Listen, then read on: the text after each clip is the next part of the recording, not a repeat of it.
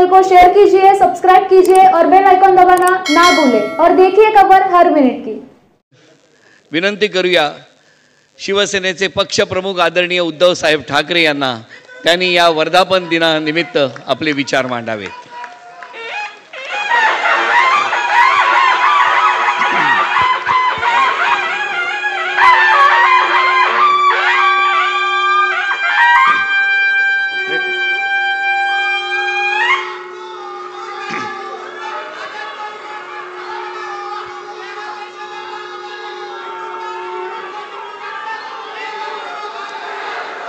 जमलेल्या माझ्या तमाम मर्द लढवय्या शिवसैनिक बांधवांनो, भगिनी आणि मातांनो,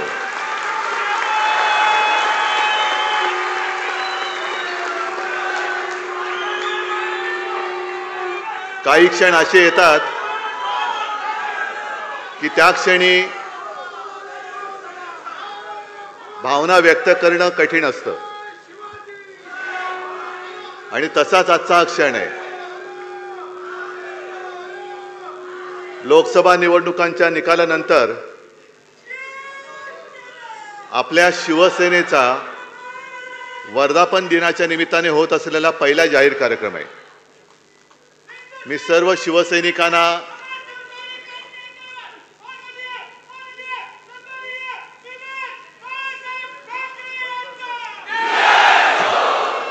तमाम शिवसैनिकांना आपल्या शिवसेनेच्या मी वर्ष नाही मोजत, कारण शिवसेना म्हटल्यानंतर नवचैतन्य आणि तरुणाई आलीच पाहिजे। त्याच्यामुळे वर्ष किती होऊ द्यात, या वर्धापन दिनाच्या मी शुभेच्छा देतोय। साहजिकच आहे, गेल्या आठवड्यात आपली महाविकास आघाडीची एक पत्रकार परिषद झाली। सगळे आपले घटक पक्ष सोबत होते, काँग्रेस होती, राष्ट्रवादी, इतर सर्वच। त्याच वेळेला मी सर्वांना धन्यवाद दिलेच आहे, पण आज पुन्हा एकदा शिवसेनेच्या वतीने ज्या ज्या देशभक्तांनी महाविकास आघाडीला आणि शिवसेनेला मतदान दिलं, केलं, आशीर्वाद दिले, त्या सर्वांना, म्हणजे त्याच्यात माझे मराठी आलेच, हिंदू आलेच, दलितही आले, बौद्धही आले, मुसलमानही आले, ख्रिश्चनही आले, शीख सुद्धा आले, सर्व देशभक्तांना मी पासून धन्यवाद देतोय। दोन चांगले बॅट्समन आपण पाहिले। ओपनिंग बॅट्समन कडक होता, मधला बॅट्समन तुम्हाला माहिती आहे कसा होता, आणि अनेकदा माझी परिस्थिती ही शेवटचा जो कोण बॉलर असतो तो बॅटिंगला पाठवल्यानंतर कशी होते तशी होत झालेली आहे। म्हणजे आता रन झालेले आहेत, आता काय करायचं, मारायचा फटका, बसला बॉल तर बसला तर छकडा, नाही तर लकडा, पण लकडा कधी जाणार नाही, मारेन तो छकडाच मारेल। तुम्ही सर्वांनी माझं कौतुक केलेलं आहात, सगळं जे काही विजय झाला त्याचं श्रेय मला दिलेलं आहे, पण मी शून्य आहे। मी कधीही यशाचा मानकरी मीच आहे हे मी कधीही मानणार नाही। यशाचे मानकरी, यशाचे धनी हे तुम्ही आहात, कारण शिवसेना प्रमुखांनी दोन गोष्टी मला सांगितल्या। आत्मविश्वास, जे सर्वांना सांगत होते की आपल्यामध्ये आत्मविश्वास असेल तर जगाच्या कोपऱ्यात कुठेही जा, तुला मरण नाही, पण आत्मविश्वास आणि अहंकार याच्यामध्ये फरक आहे। आपल्यामध्ये आत्मविश्वास आहे, होय मी हे करू शकतो, मी यांना पाडू शकतो, हा आत्मविश्वास आहे, पण मी एकटाच हे करू शकतो, जगामध्ये दुसरं कोणीच करू शकत नाही, हा अहंकार आहे, जो मोदींमध्ये। निवडणुकीच्या निकालाचं विश्लेषण सुरू आहे। भाजपला तर तडाखा बसलेलाच आहे, पण तडाखा बसल्यानंतर पुन्हा एकदा बाजूच्या गल्लीत कसं न्यायचं, विषयांतर कसं करायचं हे त्यांना चांगलं कळले। म्हणून निवडणूक झाल्यानंतर ताबडतोब सुरू केलं की उद्धव ठाकरे हे पुन्हा मोदी सोबत जाणार, एनडीए मध्ये जाणार। जायचं, ज्याने आपल्याला संपवायचा प्रयत्न केला आपल्या मातेसमान शिवसेना खतम करण्याचा प्रयत्न केला, त्या नालायकांबरोबर पुन्हा जायचं? मी तुम्हाला सगळ्यांना विचारतोय. म्हणजे त्यांना काय होतंय की गैरसमज पसरून द्यायचा आणि स्वतःचं अपयश झाकून ठेवायचं. अहो तुमचं तुम्ही बघा ना, आमचं कशाला वाकून बघताय? तुमचं काय काय उघडं पडलंय ते तुम्ही बघा. कशी तुमची वरपासून खालपर्यंत अगदी हा बरोबर काय बोललात, फाटली आहे. माझी पंचायत काय होते, थोडं म्हटल्यानंतर थोडी घराण्याची भाषा आपोआप येते. पण मग एक सभ्यतेचा तुम्ही शिक्का मारलात माझ्यावर, समानार्थी शब्द शोधावा लागतो. पण आता फाटलेला दुसरा समानार्थी शब्द नाही, त्याच्यामुळे फाटली ती फाटलीच आहे.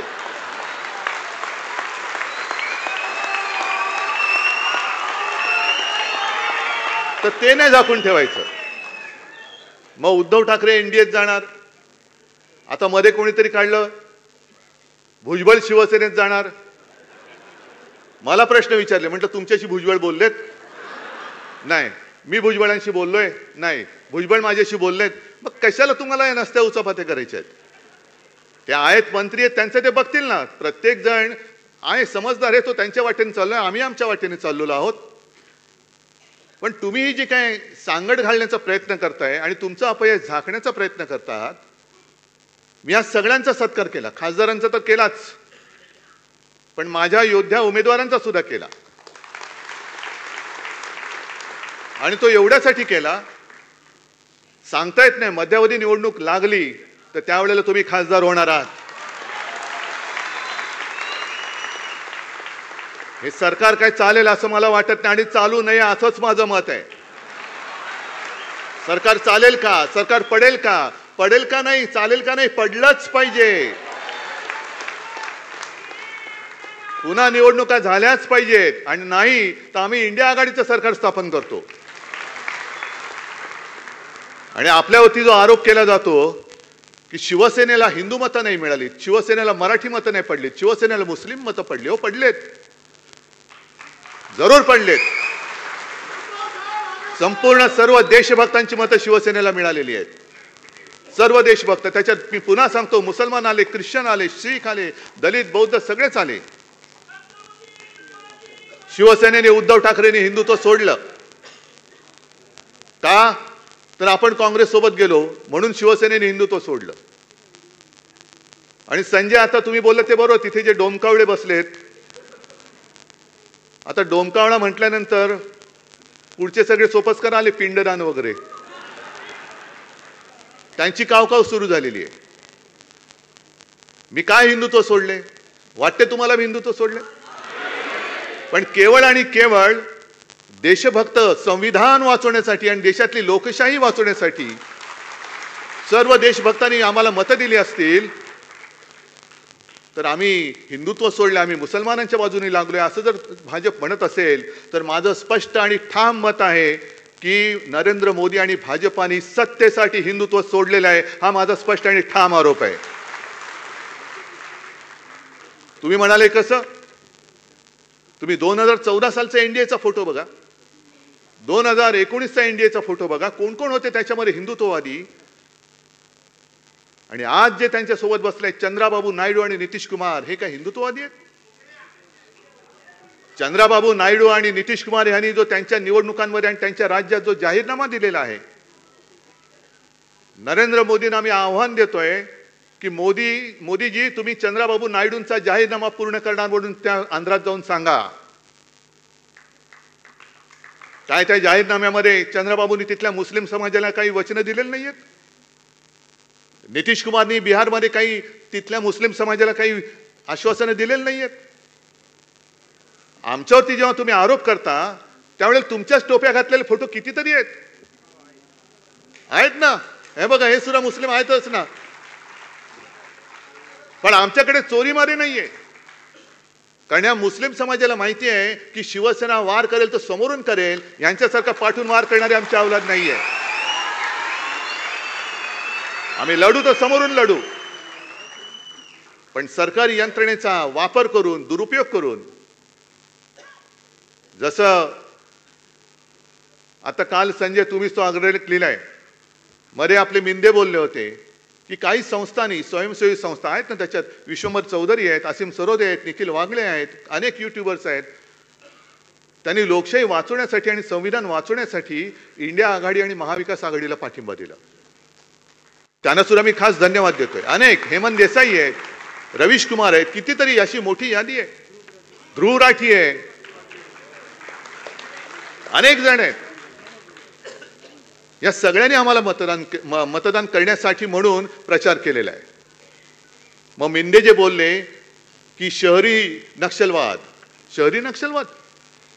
हुकुमशाही तोडा मोडा फोडून टाका आणि लोकशाही वाचवा, हा प्रचार हा नक्षलवाद वाटतो तुम्हाला, हा आतंकवाद वाटतो. मग लोकशाही वाचवा हा आतंकवाद असेल तर मी आतंकवादी आहे. देश वाचवा, देशाचं संविधान हा आतंकवाद असेल तर मी आतंकवादी आहे. पण तुमचे जे बापजादे दिल्लीत बसलेले आहेत, मोदी आणि शहा, ते सरकारी यंत्रणेचा दुरुपयोग करतायत. आमच्या कार्यकर्त्यांच्या घरी तुम्ही ED, income tax, CBI, police पाठवता. एक गद्दार जो अमोल तुझ्या इकडे ज्यांनी विजय ढापला, तो स्वतः निर्लज्जपणाने सांगतोय की काय करू, माझ्यासमोर मार्गच नव्हता, एक तर तुरुंगात जा नाही तर आमच्याकडे या. भ्रष्ट माणूस, दम दाट्या करून, तुरुंगाची भीती दाखवून तुम्ही पक्षामध्ये घेता, सरकार पाडता, पैशाचा लालूच दाखवता. हा तुमचा नक्षलवाद नाही तर दुसरं काय? हा तुमचा जो काय सरकारी, हा शासकीय नक्षलवाद आहे का? हा नक्षलवादच आहे. सत्तेचा दुरुपयोग करणं, विरोधी पक्ष तोडून टाकायचे, फोडून टाकायचे, चांगली सरकार चाललेली पाडून टाकायची आणि स्वतःच्या पक्षात घेऊन त्यांना मंत्रिपद द्यायची, हा शहरी नक्षलवादापेक्षाही भयानक, हा लोकशाहीची हत्या करणारा हा नक्षलवाद आहे. नक्षलवादी तुम्ही आहात. आमच्यावरती जेव्हा तुम्ही बोटं दाखवता तेव्हा तुमचं कर्तृत्व जे आहे हे काही लोकांनी बघितलं नाही अशातला भाग नाहीये. जनतेने सगळं बघितलेलं आहे, म्हणून एवढं सगळं केल्यानंतर सुद्धा जनतेने आम्हाला मतदान केलेलं आहे. आणि मी मिंद्यांना सांगतोय, भाजपला सांगतोय, जे भास्करराव तुम्ही आणि संजय राऊत तुम्ही बोललात, मी आज त्यांना पुन्हा एक आव्हान देतोय, जर तुम्ही षंढ नसाल तर शिवसेना प्रमुखांचा फोटो न लावता, माझ्या शिवसेनेचं नाव न लावता, धनुष्यबाण न लावता माझ्यासमोर निवडणूक लढून दाखवा.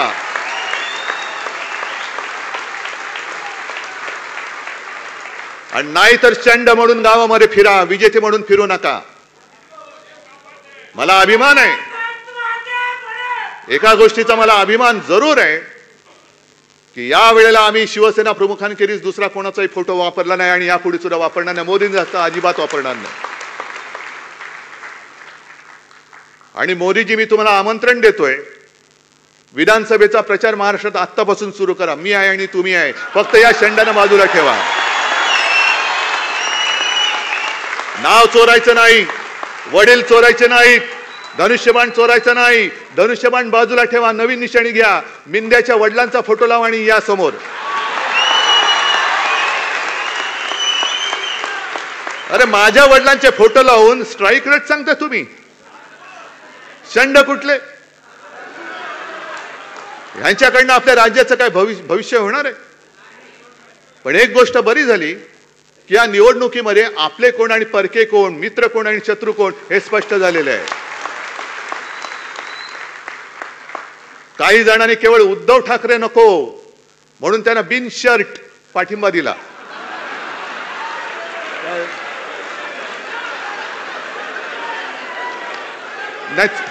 बिनशर्त, अरे उघड पाठिंबा म्हणजे बिनशर्त.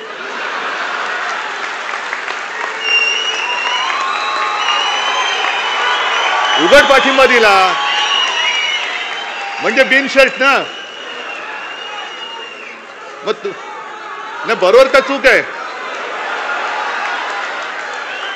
काय नाही नाही, उद्धव ठाकरे नको, मी हा बघा शर्ट काढला, बिनशर्त पाठिंबा देतो तुम्हाला उघड.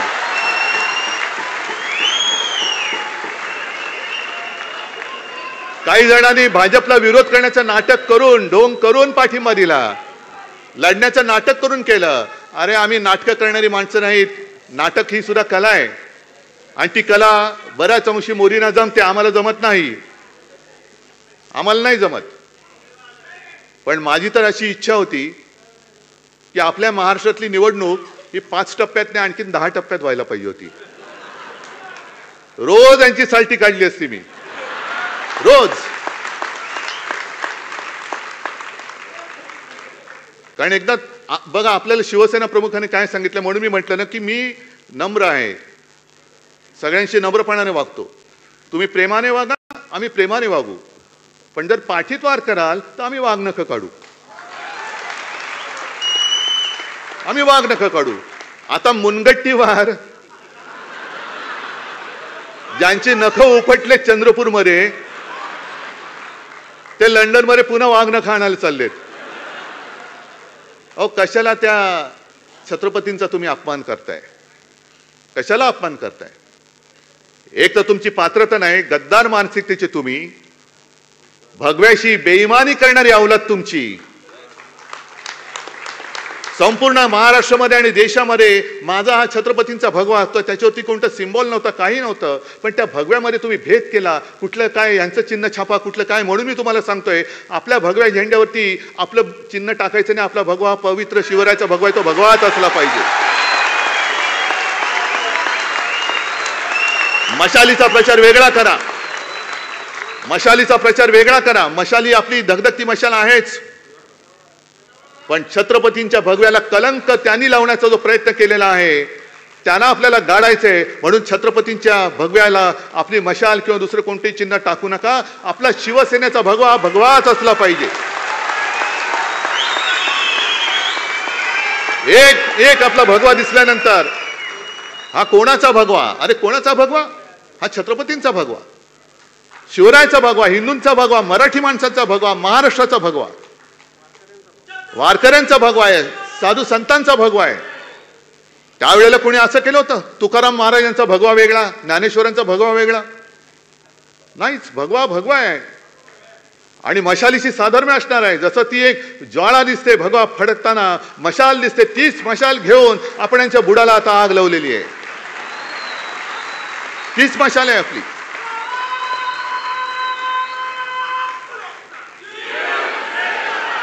आता नवीन त्यांनी प्रभारी नेमलेत महाराष्ट्रामध्ये. कोण? भूपेंद्र यादव. आणि काय यांचा इतिहास? म्हणजे मंत्री म्हणून नालायक ठरलेत, अपघात मंत्री. काय कोण? वैष्णव, अश्विनी वैष्णव मंत्री म्हणून नालायक ठरलेत. बरं झालं त्यांनी महाराष्ट्राचा कारभार बघायला त्यांच्याकडे दिले, कारण महाराष्ट्रामध्ये सुद्धा आता आणखीन मोठं त्यांचा हे होणार आहे, खालसा होणार आहेत ते. भूपेंद्र यादव सुद्धा पाठीकडे पडलेत, कारभार म्हणून शून्य. जर तुम्ही देशाच्या मंत्र्यांना पक्षाचं काम देणार असाल तर देशाचं काम करणार कोण? आणि असे मंत्री तुम्ही तुमच्या पक्षाच्या कामाला जुंपले तर रेल्वेचे अपघात होणार नाही तर आणखीन काय होणार? म्हणजे सरकार कोणासाठी आहे? कोण चालवते सरकार? मग इथे जे आमचे बसले तुम्ही त्यांना काय म्हणालात? बरोबर बोललात. मग ते पुन्हा येईन म्हणणारे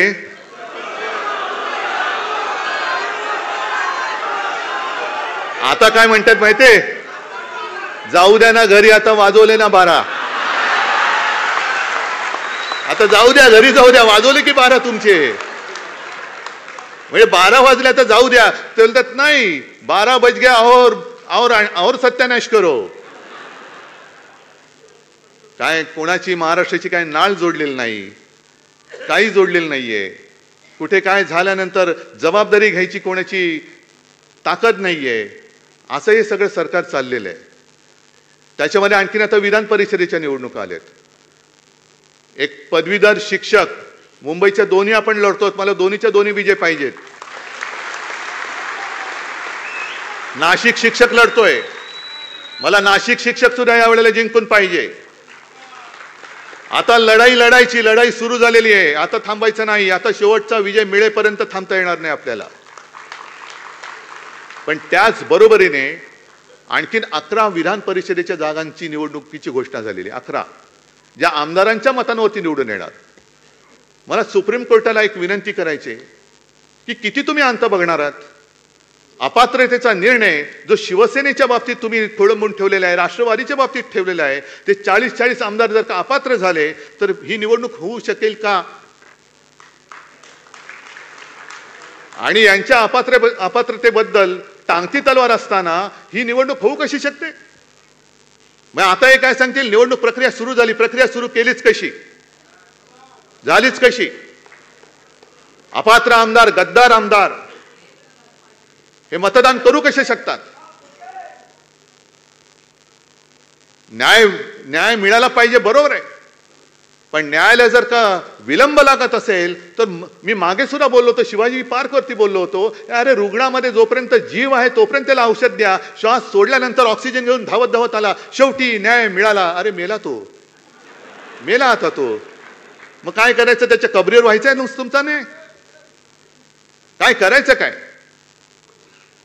ही लढाई ही केवळ कोणाची वैयक्तिक लढाई नाहीये, ही लढाई ही लोकशाहीची लढाई आहे, संविधानाची लढाई आहे. अरे एक लढाई आम्ही जनतेच्या न्यायालयामध्ये जिंकलेलो आहोत,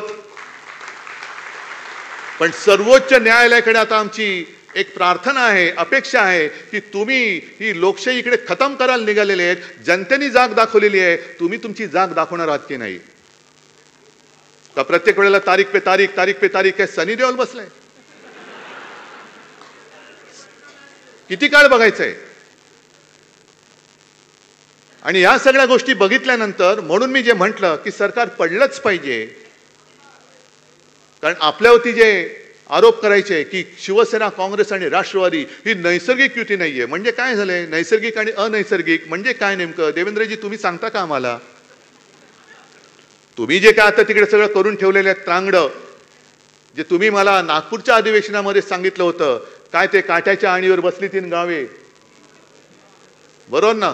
2 ओसाड 1 बसेसची ना. आता ऐका, तुम्ही तुमचं रेकॉर्ड केलेलं असेल ते स्वतःला लावून ऐका, तुमचं एक तरी गाव बसलंय का? बरं, पंतप्रधानांनी दत्तक गाव योजनेत तरी तुमचं गाव बसलंय का? गाव दत्तक घेऊन सुद्धा तुमची गावं बसत नाहीयेत. आणि तुमची जी आता झालेली आहे चंद्राबाबू आणि नितीश कुमार यांची युती ही नैसर्गिक आहे की अनैसर्गिक आहे? कारण नितीश कुमार म्हणाले होते की आम्हाला, जसं मी म्हणतो की मला भाजपा मुक्त राम पाहिजे, तुम्हाला मिळाला, तसं नितीश कुमार बोलले होते की संघमुक्त भारत. तो नितीश कुमार तुम्ही त्याचं मानाचं पान ताट सगळं वाढून तुम्ही त्याच्या बाजूला बसलायत तुम्ही. दुसऱ्या बाजूला चंद्राबाबू नायडू, ज्या चंद्राबाबूंना मोदी म्हणाले होते युटर्न बाबू, आणि चंद्राबाबू मोदींना म्हणाले ते हे तर अतिरेकी आहेत. मग मिंदे तुम्ही सांगा, चंद्राबाबू मोदींना अतिरेकी बोलले होते, मग तुमचा नक्षल काय शहरी नक्षलवाद नेमका आहे कुठे? हे हिंदुत्ववादी आहेत का? ते मांझी बोलले होते की राम आणि कृष्ण हे काल्पनिक आहेत. दुसरं कोणी बोलला तर काय आगडोंब उसळला असता, भाजपनी पूर्ण त्यांची काय चपला मारल्या असत्या, जोडे मारले असते, प्रतिमा जाळल्या असत्या. पण आता बसलेत ओ मांझी रे करत गाणं ना, घेतलेत बरोबर सगळे.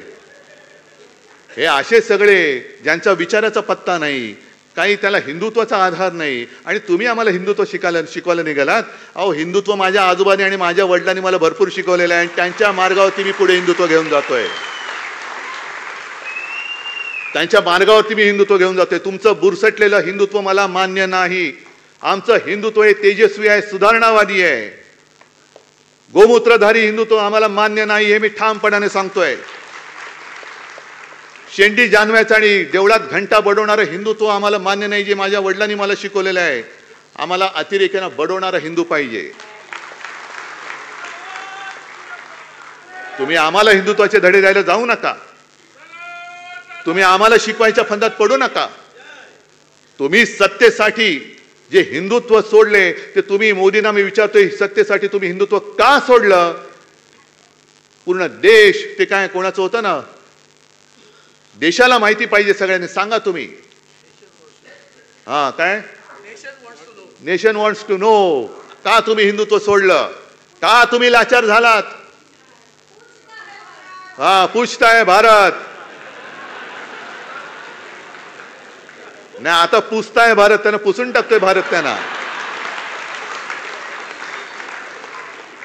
पुसून टाकतोय. पुढच्या निवडणुकीमध्ये यांचं नामोनिशाण नाही शिल्लक ठेवायचे. जे नड्डा निघाले होते आपल्याला नड्डायला,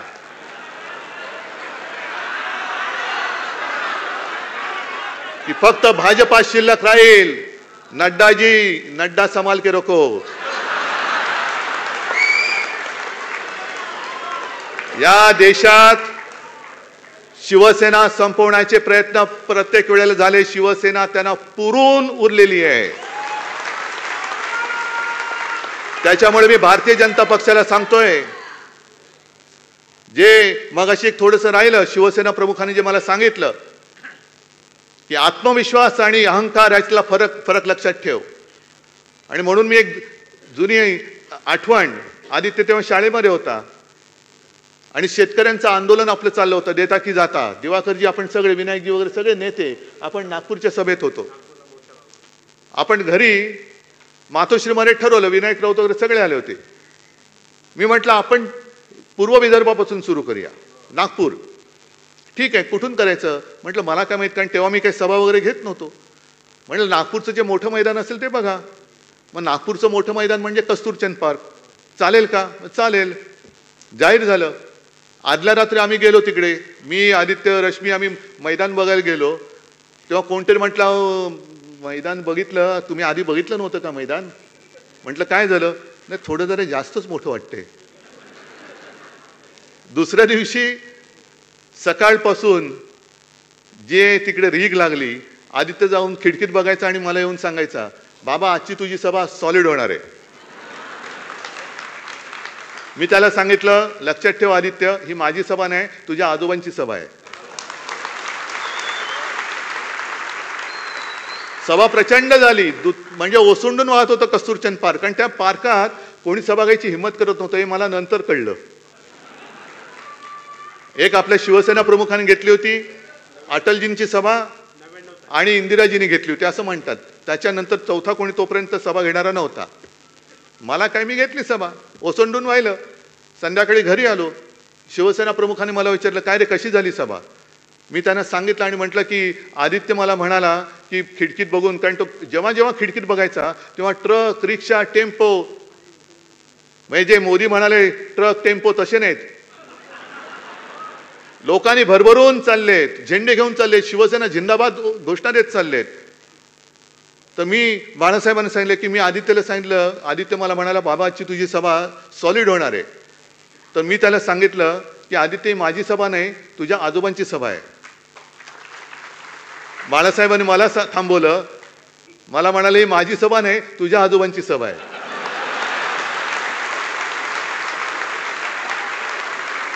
आणि मला म्हणाले एक लक्षात ठेव उद्धव, ज्या वेळेला तुझ्या डोक्यात तू कोणीतरी आहेस अशी हवा जाईल त्या क्षणी तू संपलास. आपण जे काही आहोत ते पूर्वजांच्या पुण्याईवरती आहोत. आणि स्वतः बाळासाहेब म्हणाले, अरे मी कोण आहे, माझ्यासाठी एवढी लाखो लोक काय येतात, असं काय माझ्यामध्ये, का माझं लोक ऐकतात? मी साधा माणूस आहे, पण फक्त आणि फक्त आपल्या पूर्वजांचे आशीर्वाद माझ्या मागे आहेत, म्हणून माझं ऐकायला लोक येतात.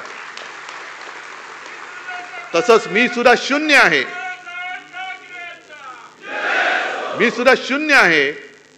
आणि बाकी सगळे तुम्ही जे आहात, तुम्ही शून्याच्या मागे उभं राहायचं का पुढे उभं राहायचं हे ठरवणारे तुम्ही लोक आहात. शून्याच्या मागे उभं राहिलं तर काय किंमत असते आणि पुढे उभं राहिलं तर काय किंमत असते. मी लढतो ते तुमच्या हिमतीवरती आणि तुमच्या भरोश्यावरती लढतो. मी लढतो ते मी माझ्या महाराष्ट्रासाठी लढतो. मी लढतो ते आपल्या मुंबईसाठी लढतो. आणि मी लढतो तो देशभक्तांच्या न्याय हक्कासाठी लढतो. आणि म्हणूनच ही लढाई, ठीक आहे काही योद्धे आपले पराभूत झाले, पण लक्षात ठेवा या कठीण प्रसंगामध्ये आपण जगाला एक दाखवून दिलेलं आहे, भाजप सुद्धा अजिंक्य नाही, मोदी सुद्धा अजिंक्य नाहीत, मोदींचे पाय सुद्धा मातीचेच आहेत हे आपण सिद्ध करून दाखवलेलं आहे. आणि जेव्हा इतिहास लिहिला जाईल तेव्हा ओमराजे तुझं एक वाक्य मी सांगतोय, पुढे गेलो ओमराजे. ओमराजे एक चांगलं वाक्य बोलला होता. ओमराजेने सभेत विचारलं होतं, खंडोजी खोपडे, सूर्याजी पिसाळ ही नावं घेतल्यावर आपण काय म्हणतो? किती वर्ष झाली त्यांना? अजूनही त्यांच्या कपाळावरचा गद्दारीचा ठसा पुसू शकले नाही, तर ह्या गद्दारांचा कधी पुसला जाणार? आणि इतिहासामध्ये नोंद ही गद्दार म्हणून आपली व्हायला पाहिजे का योद्धा म्हणून व्हायला पाहिजे? मी म्हणेन हार जीत होत असते, निवडणूक हारलो तरी उद्या जिंकेन, पण जर हिम्मत हारलो तर पुन्हा जिंकू शकणार नाही. मी हिम्मत हारणार नाही, मी हिम्मत तुम्हाला हारू देणार नाही. काही ठिकाणी निवडणूक जरूर हारलो असेल, जिवारी लागलाय माझा पराभव, पण हा पराभवाचा वचमा मी तिथे विजय मिळवून दाखवल्याशिवाय राहणार नाही, ही शपथ घेतो आणि आपली रजा घेतो. जय हिंद, जय महाराष्ट्र.